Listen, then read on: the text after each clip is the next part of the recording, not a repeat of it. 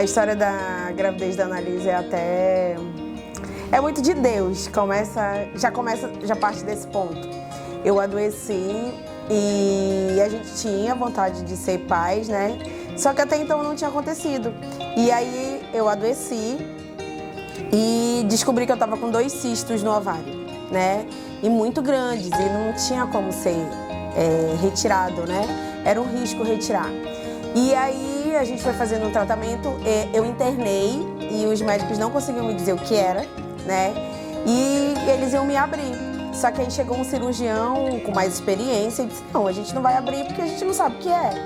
E aí ele me examinou, né? Não constatou nada nos exames de imagem. Só que ele me encaminhou para uma médica especialista. E aí eu até questionei ele, né, que eu não precisaria ir porque eu já fazia o acompanhamento, né, de 6 em 6 meses, então não tinha porque eu ia. Aí ele disse que não, que eu deveria ir com a médica que ele tinha indicado. E aí quando a gente chegou lá, o diagnóstico foram 2 cistos no ovário e que eu não teria como eu operar. E aí ela foi fazendo os exames e a gente descobriu que era falta de vitamina, né? 4 tipos de vitamina. Então eu fiz a reposição das vitaminas. E a partir daí, ela disse pra mim, olha, tu tem um tipo sanguíneo raro, e me perguntou se eu tinha intenção de ser mãe. E aí eu disse que sim, que eu tinha intenção, e aí ela disse, olha, a gente vai fazer esse tratamento e na sequência a gente vai ter que fazer um outro tratamento para começar a te preparar o teu útero para você conseguir engravidar.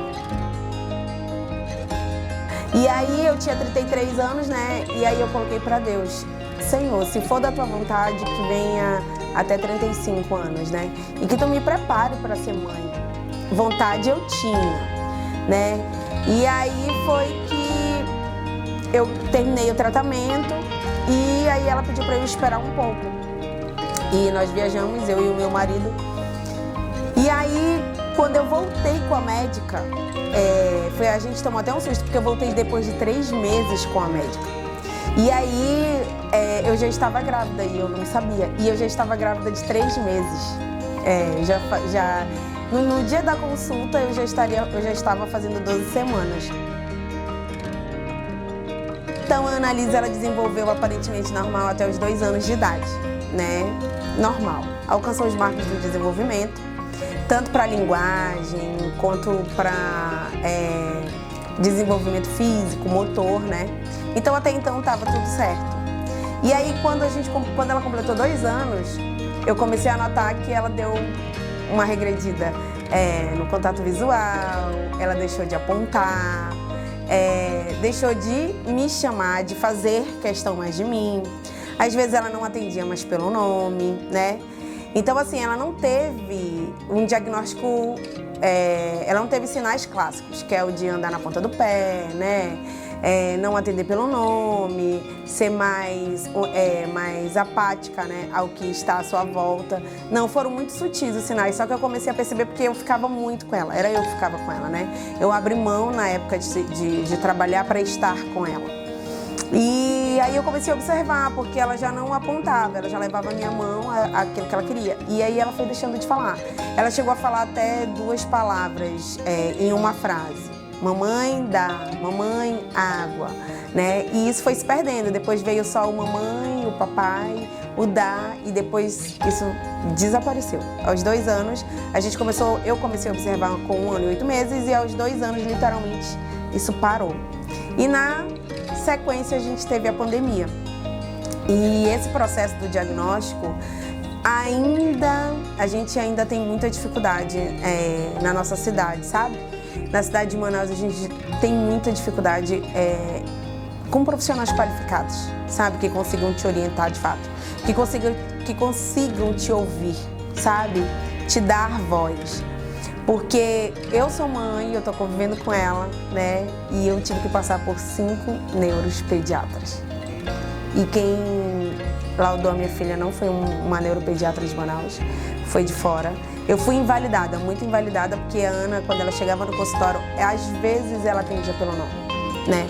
Só que ela não era uma criança agitada, uma criança agressiva, uma criança que tinha os sinais clássicos. Ela não andava na ponta do pé, ela não se mordia, ela não se batia, né?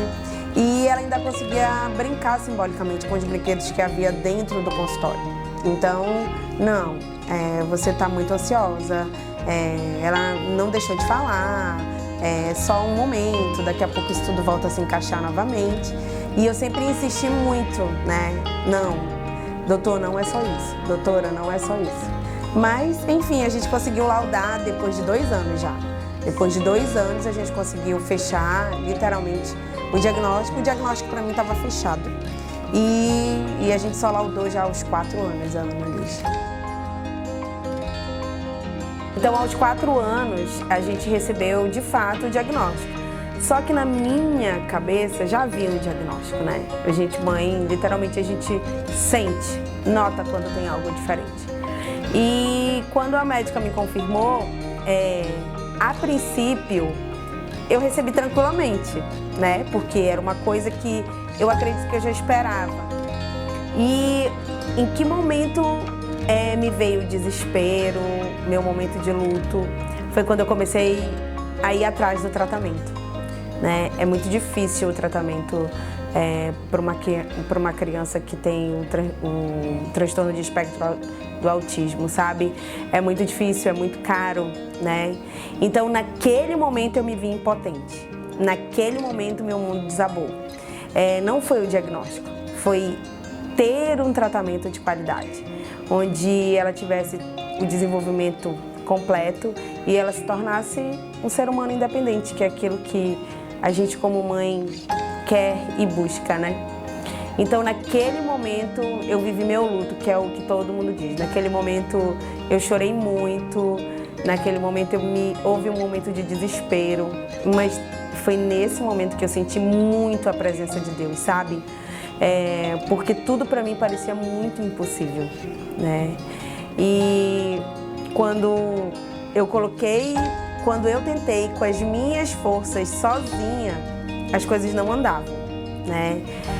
A gente tentou de todas as maneiras, primeiro usando nossas condições financeiras, e aí a gente chegou no nosso limite, não deu mais.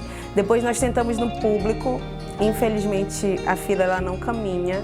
A Annalise está desde os 4 anos na fila para atendimento para fono e psicólogo e até hoje ela não foi chamada. E depois que a gente usa tudo aquilo que a gente tem, a gente para e pensa, né? Eu preciso me prostrar diante de Deus e colocar Ele à frente de tudo. E aí foi nesse momento que eu e o meu marido, a gente se colocou diante de Deus e Deus foi abrindo portas enormes. Sabe o que é viver de milagre? Viver do impossível, aquilo que é impossível aos meus olhos. Deus foi abrindo portas. Hoje, a Annalise, ela é uma criança que tem 6 anos, tem um tratamento completo, né? Tem horas de tratamento muito boas e é uma criança praticamente independente, né? O que a gente ainda busca é um processo de linguagem, né? De comunicação. Só que a Ana foi uma criança literalmente apática, uma criança que não falava, uma criança que não tinha intenção comunicativa, né? E uma criança que não percebeu o mundo à volta dela. Hoje a Annalise, ela é uma criança que está em pleno desenvolvimento, né? E a única coisa que eu posso dizer é que não foi pelas minhas mãos, continua sendo pelas mãos de Deus, sabe? Todas as provações que nós passamos, Ele teve com a gente e fez questão de mostrar que estava com a gente, sabe? De dizer, de eu sentir, de nós sentirmos enquanto família, calma, filha, vai acontecer. E a ciência, ela diz para mim que o autismo ele não tem cura, mas de viver o impossível, sabe? De ver o quanto que Deus nos surpreende todo dia através da vida da Annalise. Eu tenho convicção de dizer que Ele está curando a Annalise, literalmente, curando mesmo. A ciência pode dizer o que ela quiser hoje, mas eu sei que Deus tem curado e continua curando a Annalise. Ser mãe para mim é um desafio.